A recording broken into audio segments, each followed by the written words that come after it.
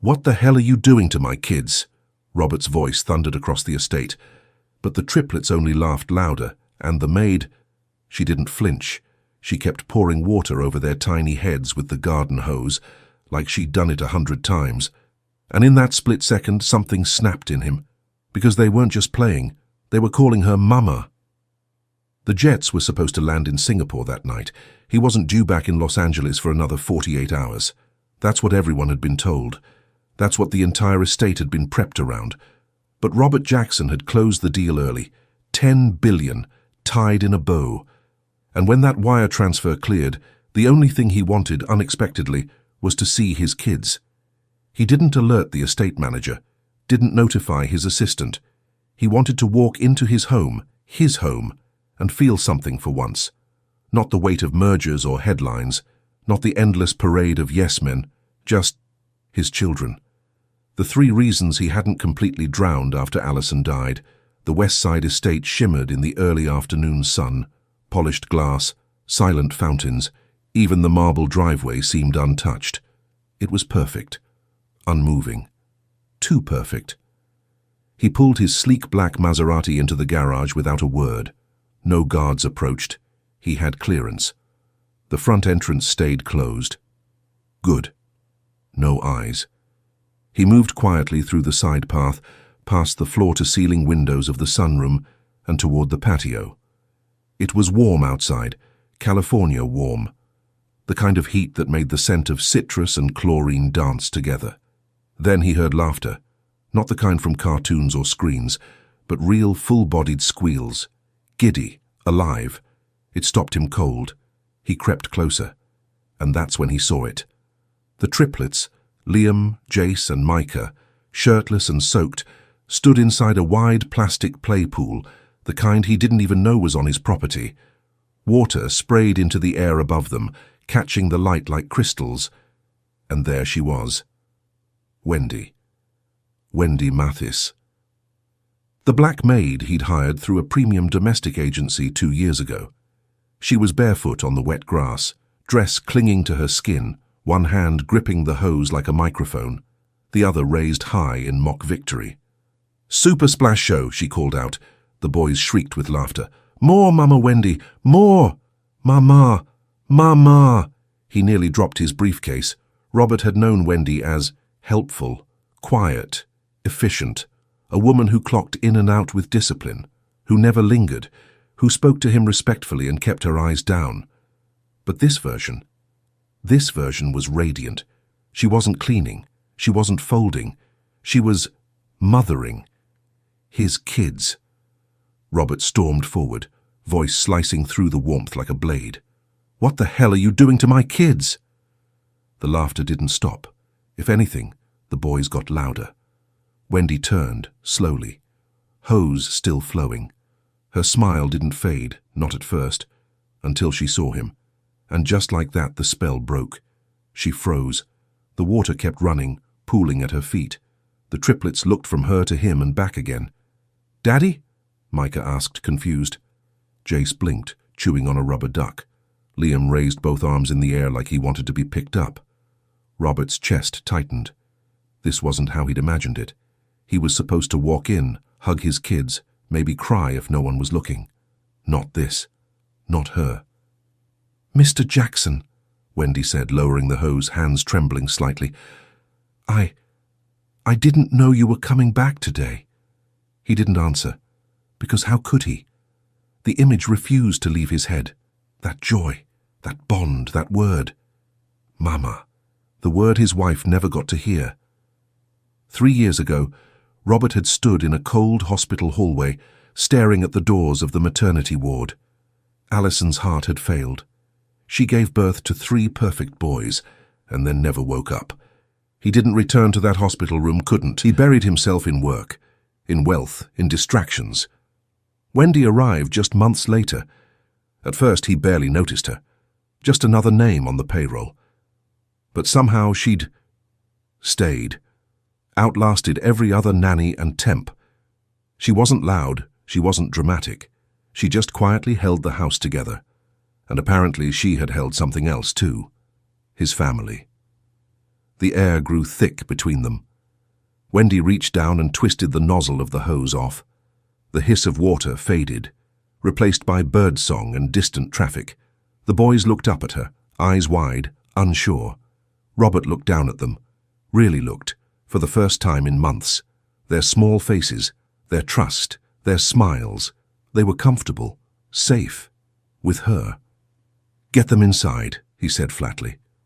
Wendy opened her mouth to speak, then nodded. "Yes, sir." She gathered towels from a nearby lounge chair and started wrapping each child one by one. The boys resisted at first, whining about the fun ending, but she knew exactly how to calm them. He watched her. He didn't move. She carried Micah in her arms and led the other two by the hand toward the house, her dress leaving wet footprints on the stone path. Robert remained by the pool motionless, staring at the ripples left behind. The silence in the hallway was suffocating. The only sound was the soft squish of Wendy's wet footsteps as she led the boys upstairs. Robert followed at a distance, every inch of him stiff with something he couldn't quite name: rage, confusion, shame. In the nursery, she gently laid the triplets on a fluffy towel, their laughter now reduced to quiet giggles and sleepy sighs. She knew their rhythm. She moved like someone who'd done this 1,000 times, because she had. She looked over her shoulder when she sensed him standing in the doorway. "Would you like to take over, sir?" she asked softly. Robert didn't answer. His eyes were locked on the smallest of the three, Micah, who clung to her arm as if she were air. Wendy peeled his fingers off gently, kissed the top of his curls, and whispered something too low for Robert to hear. She tucked him in and moved to the others, her movements fluid, precise. The room smelled of baby lotion and warm cotton. He hadn't stepped into this room in weeks, maybe months. She finished the routine without saying another word. The moment the boy's breathing evened out, she stood upright, not quite looking at him. "I'll be in the laundry room if you need anything," she said. He stopped her with a single word. "Wait." She froze mid-step. Robert stepped inside, the wood floor cold under his leather soles. He looked around, the soft mobile above the cribs, the tiny clothes hanging from the closet, the row of stuffed animals arranged neatly along the windowsill. It looked like someone had raised these children, not just babysat. He turned to her. "How long have they been calling you that?" His voice was lower now, rougher. She swallowed. "Since they started speaking," she said. "And you didn't correct them?" "I tried," she said quietly. "But they insisted. You let them." "I loved them," she whispered. Robert's jaw clenched. He hadn't expected that, not the word, not from her. "You don't get to say that like it means something," he snapped. "You're an employee." Wendy's eyes darkened. "No, sir. I'm a woman who was here when you weren't." The air in the room shifted. "You were grieving, I understand, but they were grieving too." Robert looked away. The words landed like bricks. He hated how true they felt. He didn't want this. He didn't want to be the villain in a story he didn't know he was part of. But standing there, surrounded by cribs and innocence, he couldn't help but feel like he'd missed the most important part of his life, and someone else had picked up the pieces. She walked past him, gentle, graceful. She didn't slam the door, didn't raise her voice, but the silence she left behind. It screamed louder than anything. Downstairs, Robert poured himself a glass of whiskey he didn't want and sat alone in the kitchen. He stared at nothing for minutes that felt like hours. Every part of this house had been designed to be impressive, marble, glass, angles, but now it all felt hollow. Had he really missed it all? His boys. They didn't flinch at his shouting. They didn't run to him. They ran to her. And worse, he wasn't even sure he blamed them. You know, people always say, family comes first. But what happens when you're the one who didn't show up? What happens when someone else filled the shoes you left empty? And maybe right now, as you're watching this unfold, you're wondering the same thing Robert is. How did I not see it sooner? If you're still here, if you've made it this far into this story, that means something in this hit you, deep. So don't just watch this moment pass. subscribe, not just for the next part of the story, but because sometimes we all need a reminder of what matters most. Robert sat there alone as dusk settled over Los Angeles. The hum of the fridge was the only sound. Then, something soft, a giggle. He turned his head slowly. There, peeking down the staircase, was Liam, clutching his favorite stuffed bear. "Is Mama Wendy in trouble?" he asked, barely above a whisper. Robert stared at him. He didn't know how to answer that, but for the first time in a long time he wanted to try. The next morning arrived too fast. Sunlight poured into the estate like liquid gold, but it didn't warm anything. The West Side estate, for all its grandeur, felt like a museum, quiet, pristine, untouched. Every sound echoed longer than it should have. Robert Jackson sat in the living room, untouched coffee cooling beside him. The house was no longer just a home. It was a question he couldn't answer. He had barely slept. Every time he closed his eyes, he saw them. Not the kids, her. Wendy, barefoot, soaked, smiling like she had every right to be there. And those three words again. "Mama Wendy." He stared out the tall windows. His estate manager, Clark, had just arrived and was heading toward the east wing. Staff always entered quietly, like shadows. Robert grabbed his phone and made a call. "Maria," he said, speaking to his personal assistant, "pull Wendy Mathis's file from the agency we hired her through. I want everything. Background, references, everything." Sure, Mr. Jackson." "Any particular reason?" she asked, trying to sound casual. "Just do it." He hung up before she could ask more. In the kitchen, Wendy moved like normal, if anything, a little too normal. She kept her voice soft around the kids. Jace was clinging to her hip, still groggy. Liam and Micah chased each other around the island. She wore a different dress today, a pale yellow cotton one, and her hair was tied back. She looked steady, too steady. Robert walked in, and for a second, no one noticed. Then Wendy glanced up, eyes meeting his. It wasn't hostility, but it wasn't peace either. It was somewhere in between, like standing at the edge of a cliff, deciding whether to jump or walk away. "I hope you slept well," she said, her voice even. "I didn't." "Coffee's fresh." "I didn't ask for it." Wendy didn't flinch. "It's for me." He watched as she carefully poured a cup, stirred in a bit of oat milk, the kind Allison used to buy, and took a small sip before offering juice to the boys. Robert leaned against the doorway, arms crossed. "So," he said slowly, "what exactly do they know about their mother?" Wendy didn't turn. "They know she's in heaven," she said, "that she loved them, that she gave them life. That's it." "What else would you like me to tell them?" she asked, finally turning to face him. "I don't know," he said, his voice laced with something colder. "Maybe the truth." She tilted her head slightly. "And what truth are you referring to, Mr. Jackson?" He hated how she said his name, like they were strangers, like she hadn't once cradled his son's head while he cried on a stormy night. "I'm starting to think there's a lot I don't know," he said. Wendy held his stare. "And whose fault is that?" Silence stretched between them. Later that day, Robert was in his office going through surveillance footage. Every part of the estate was recorded. It was standard protocol. He watched days of footage, fast-forwarding through frame after frame of Wendy feeding the kids, bathing them, reading to them. It wasn't just babysitting. It was intimacy.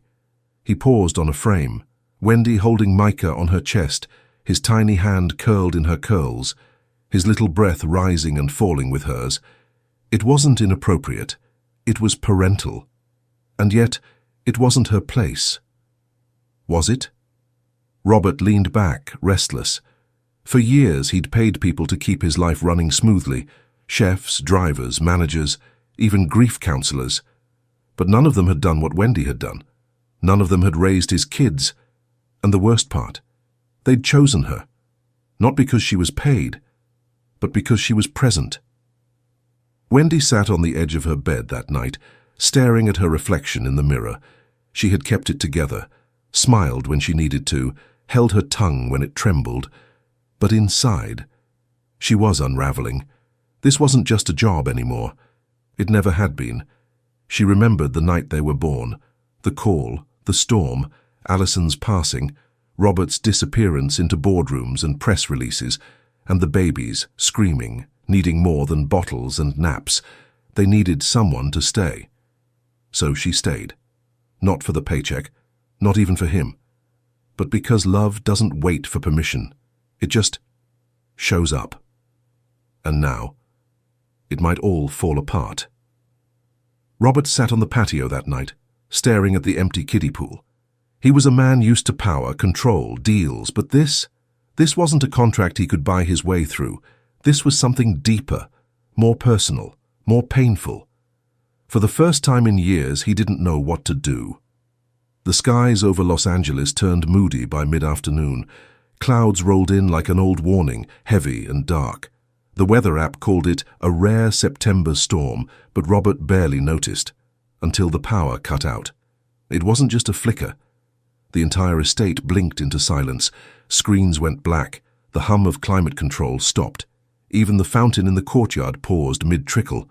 From the second floor, he heard one of the boys cry out, then another, then all three. Wendy reacted first. She was already halfway up the stairs, flashlight in hand, moving with practiced calm. "I've got them," she called over her shoulder. Robert followed, slowly.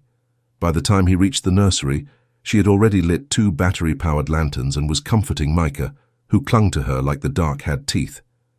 "It's just a little power outage," she whispered gently. "Nothing scary, baby. Mama Wendy's got you." The other 2 sat cross-legged on the floor, hugging stuffed toys, eyes wide but quiet. Robert stood in the doorway again, watching, always watching. He had 100 backup systems in place for this house, a diesel generator in the garage, a power bank that could run the estate for 48 hours. But none of that mattered in this moment, because it was the first time since Alison's funeral that all 5 of them had been in the same room with nothing between them. No screens, no schedules, just stillness and fear. And Wendy was showing up again. The rain hit hard within the hour. Sheets of water fell across the glass walls. Thunder echoed above the hills. Wind shook the trees beyond the property line. The estate went from luxury to lockdown. And just like that, no one was going anywhere. Dinner was quiet. Robert had suggested sending the kids to their rooms, but Wendy insisted on keeping them close. "They sleep better when they know we're near," she said simply. "We?" She glanced at him. "You're here now, aren't you?" He didn't answer. They sat at the kitchen island, the 3 boys nestled together on the couch nearby with blankets and storybooks. Candles flickered across the countertops. Wendy had made something simple, pasta, garlic bread, lemonade. She didn't ask for permission. She just cooked. He sat across from her, unsure how to even begin this version of his life. "How long were you planning to stay?" he asked. "I don't have anywhere else to be," she replied, sipping her water. "I meant, in this house?" She looked up. "I've always been here, Mr. Jackson. You just hadn't noticed." The weight of that landed hard. He reached for his glass, took a long sip, cleared his throat. "I wasn't ready," he murmured. "When Alison died, I didn't know how to be a father." Wendy didn't blink. "So you didn't try?" Her words weren't cruel, just honest. He nodded slowly. "That's true." The silence sat heavy between them. "I didn't ask to become everything to them," she said, "but I wasn't going to let them grow up unloved." His gaze met hers. He saw it now, the exhaustion beneath her calm, the years in her eyes. She hadn't just kept them alive. She had made them whole. The power flickered once but didn't return. Robert stoked the fireplace in the lounge, and they all gathered there, kids curled up like kittens, slowly drifting off to the sound of the storm. Wendy sat on the floor, back against the couch, arms folded. Robert sat in the chair nearest to her, still not used to silence. "You ever think about leaving?" he asked quietly. "Every day," she replied. "But they'd cry if I did, and I'm not strong enough to break them like that." He turned to look at her. "And you?" he asked. She raised a brow. "Are you broken?" A long pause. Wendy took a slow breath. I was, until they started saying, Mama. Then I remembered what it felt like to matter again. Robert didn't know what to say to that. The fire cracked. Outside, the rain came harder. Inside, the truth was finally starting to show its face. That night, Wendy carried the boys upstairs again. But when she came back down, she didn't retreat to the servants' quarters. She stood in the hallway, hesitating, watching Robert as he sat alone on the edge of the grand piano bench. I never wanted to hurt you, she said softly. You didn't, he replied. But they both knew that wasn't true. Not fully, because something had been hurt. And maybe it had always been there, quietly bleeding in the background while they both pretended not to see it. In that storm-soaked night they didn't fall in love. Not yet, but something shifted. A closeness returned.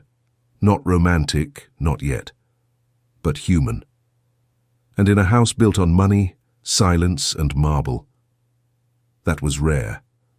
The storm had passed by morning, but the estate still held on to its hush, like even the walls were waiting for something to change. Robert stood in the nursery doorway again, same as before. But this time he wasn't frozen. He was watching Wendy braid Micah's curls while humming softly. She moved like she'd done it 100 times, because she had. She hadn't seen him yet, but she sensed him. You're always standing in doorways, she said without turning. He blinked. I guess I don't know how to walk into a room anymore. She smiled faintly, but didn't respond. Liam crawled into her lap, sleepy-eyed, whispering, Are you leaving today?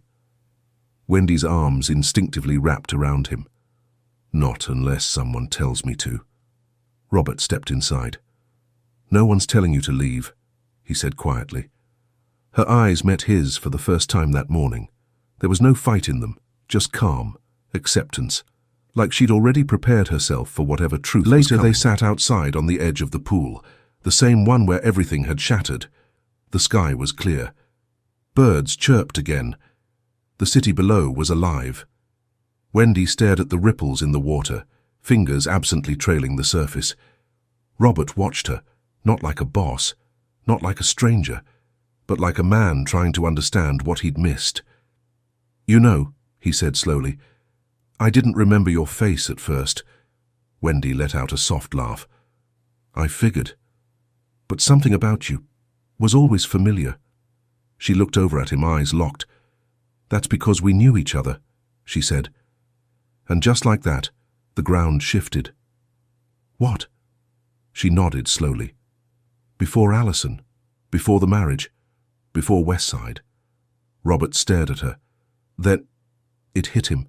The art gallery, 10 years ago, downtown LA.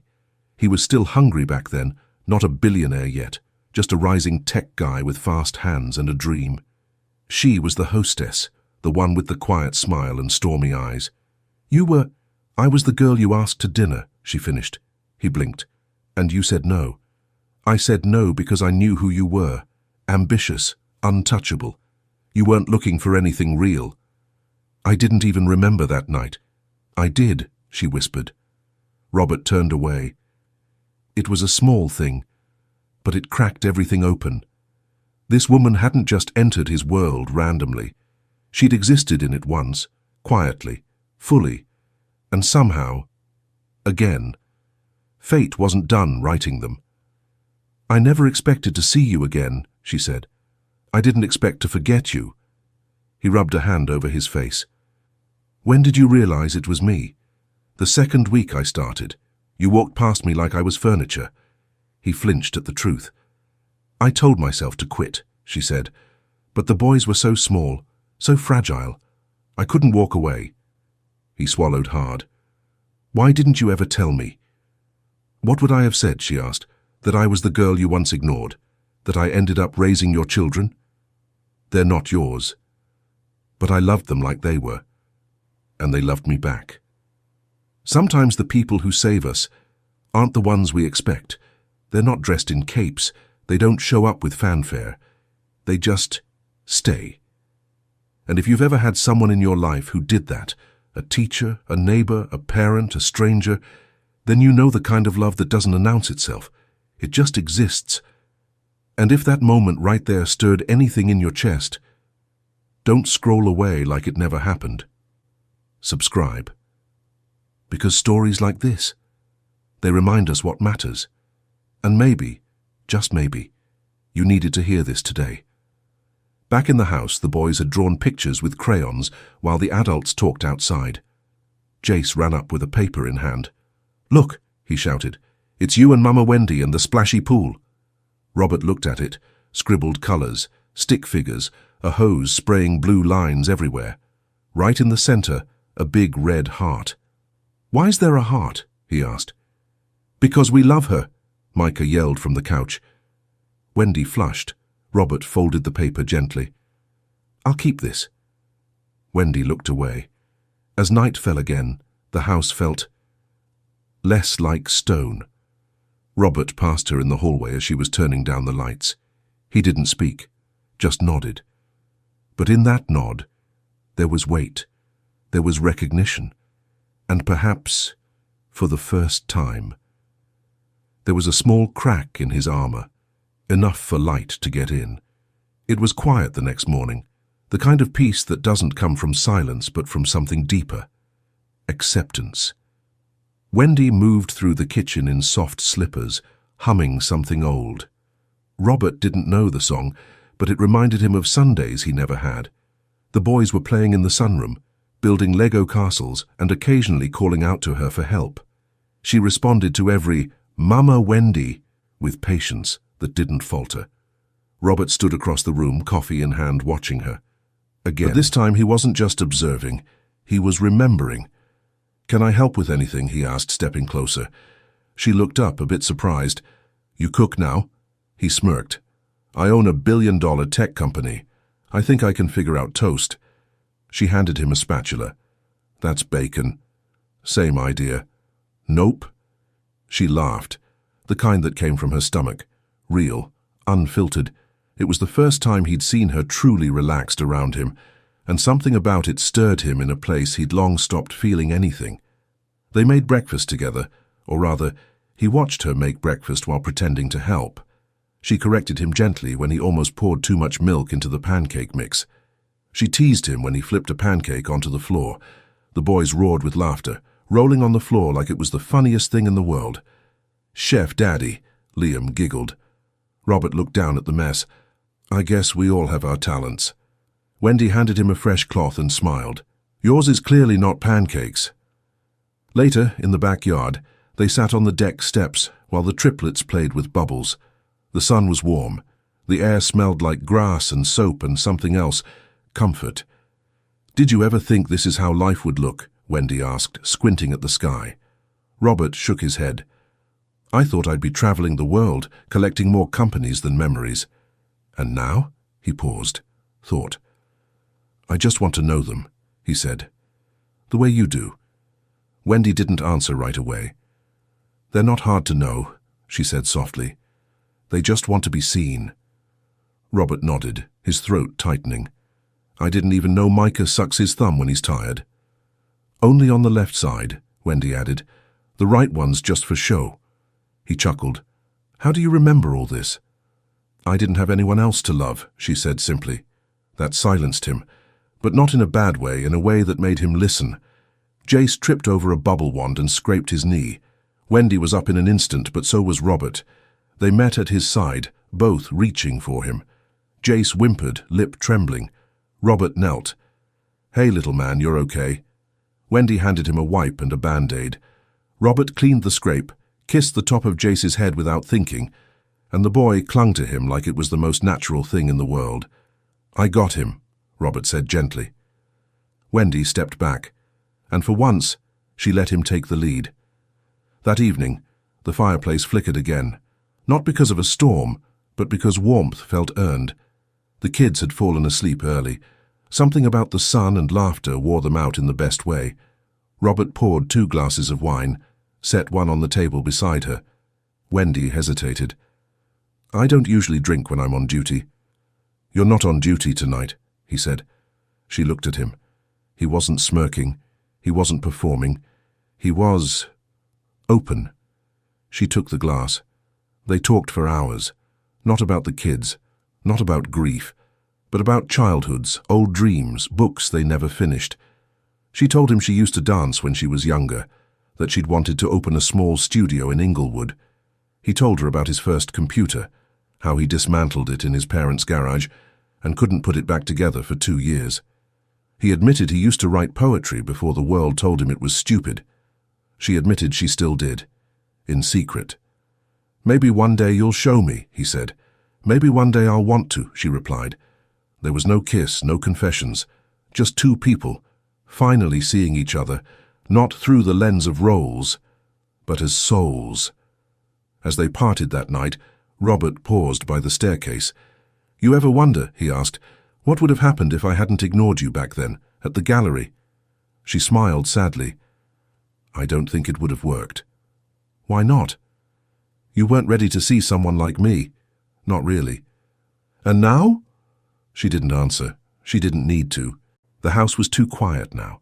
No laughter, no screaming over cereal, no whispered stories from Wendy's soft voice. Just silence. And 3 confused boys who didn't understand why the only person they trusted had disappeared without a goodbye. Robert stood in the nursery holding one of Micah's tiny socks. It was blue, worn thin at the heel, a piece of fabric so small it barely weighed anything. But in his hand, it felt heavier than grief. He hadn't spoken all morning, hadn't answered calls, hadn't checked emails.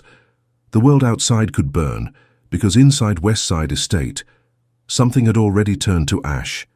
He opened the kids' closet, every drawer, every shelf, and there she was, everywhere. Little notes she'd left for herself.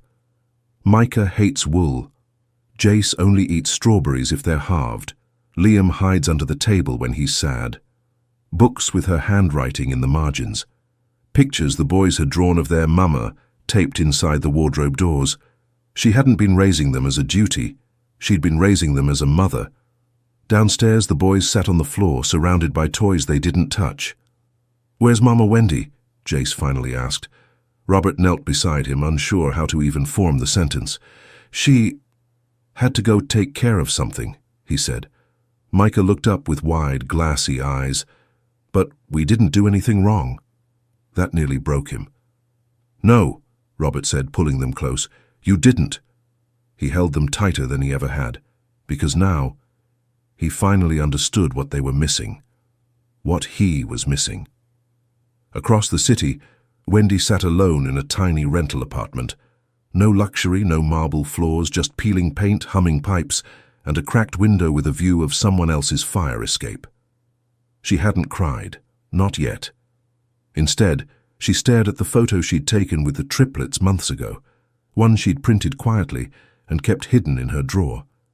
In it, they were covered in flour, baking cookies. Robert had been out of town, as always. The kids had smeared frosting on their noses. Wendy's hair was pulled back, her smile wide, pure. She had never loved anything more in her life than that moment. She thought about what it would have felt like to tell him from the beginning, to walk into his office and say, "They're mine, not just legally, not just biologically, but in my bones." But she hadn't. She'd been afraid, and maybe ashamed, not because of the children, but because she'd fallen for someone who never saw her, not at first. And now she'd left behind 3 little hearts who didn't understand why the person they trusted the most had vanished. Her phone vibrated. One missed call, then another. Robert Jackson. She let it ring. Across town, Robert sat in the nursery again. This time he had an old photo album in his lap, one from when Alison was pregnant, back when they were still hopeful, still dreaming of a family. Except the pages were full of empty spaces, blank sonogram frames, no baby shower photos, no hospital memories, because Alison had been too sick, too quiet, and because the babies hadn't come from her body. They'd come from Wendy, and he had erased her from the pages. He was the one who made her invisible, and now he finally saw her. He grabbed his phone and called again. Voicemail. He paced the hallway, then the living room, then the kitchen. On the 3rd try, she answered. Her voice was soft. "Hello?" Robert didn't hesitate. "I was wrong," he said. The line went quiet. "I should have asked. I should have listened. But I was so caught up in the betrayal that I never stopped to think about what you gave me." Still, she said nothing. "You didn't steal anything from me, Wendy.